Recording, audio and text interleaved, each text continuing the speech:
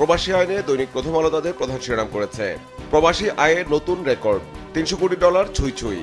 বাংলাদেশ ব্যাংকের তথ্য, এ মাসের প্রথম 26 দিনে $294 কোটি প্রবাসী আয় দেশে এসেছে। গত মার্চের চেয়ে তা 82.5% বেশি। চীনের বোয়া সম্মেলনে প্রধান উপদেষ্টার বক্তব্য নিয়ে পত্রিকাটি রিপোর্টে শিরোনাম করা হয়েছে, সংস্কার বাস্তবায়ন হলে দেশে মৌলিক রূপান্তর ঘটবে। বোয়া সম্মেলনে অধ্যাপক ইউনুস। ঈদযাত্রা নিয়ে পত্রিকাটি রিপোর্টে শিরোনাম করা হয়েছে, ঈদযাত্রায় সড়কে ধীরগতি, সময়ের ছাড়ছে ট্রেন, লঞ্চে যাত্রী কম।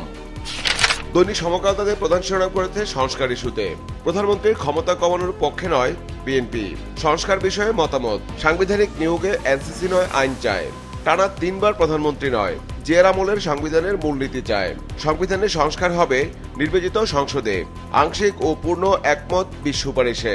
প্রধান উপদেষ্টার চীন সফর নিয়ে পত্রিকাটির রিপোর্টে শিরোনাম করা হয়েছে, শি ইউনুস বৈঠক আজ, সম্পর্ক আরো গভীর করবে ঢাকা বেইজিং।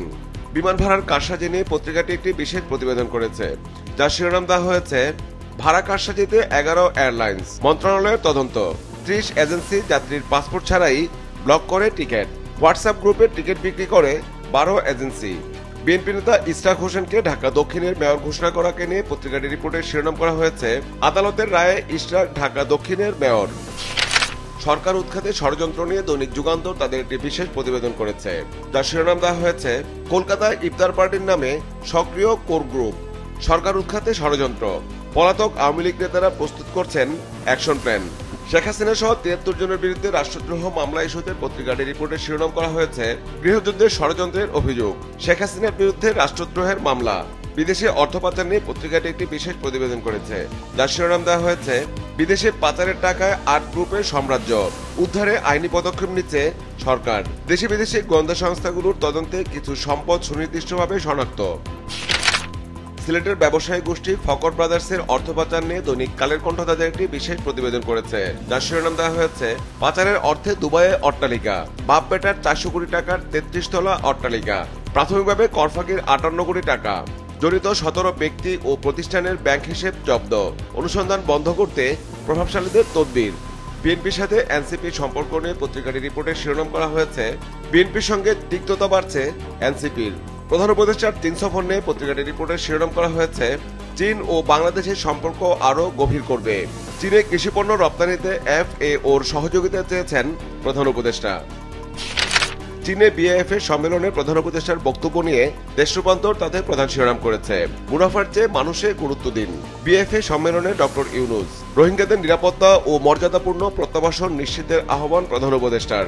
চীনের প্রেসিডেন্টের সঙ্গে বৈঠক আজ, স্বাক্ষর হতে পারে 7টি চুক্তি ও সমঝোতা।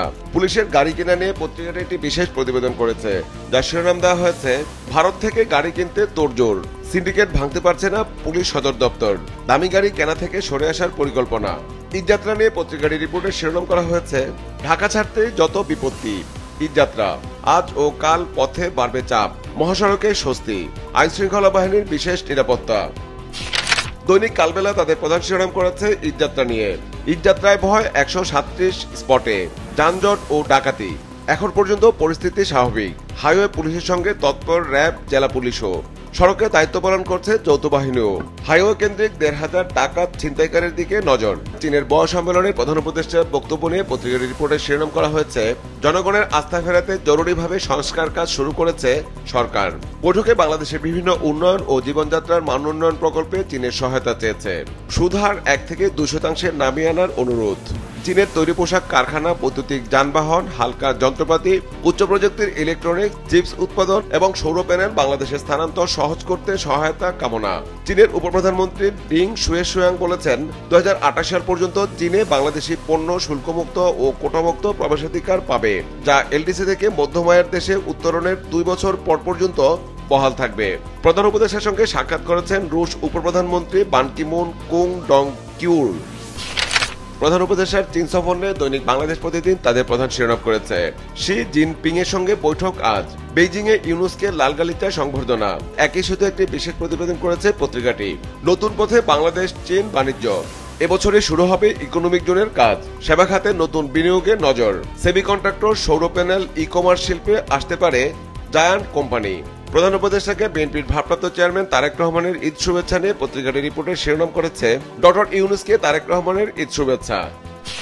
বিদ্যুৎ খাত নিয়ে দৈনিক আজকের পত্রিকা তাদের একটি বিশেষ প্রতিবেদন করেছে, যার শিরোনাম দেওয়া হয়েছে গরমে ভোগাবে অসহনীয় লোডশেডিং।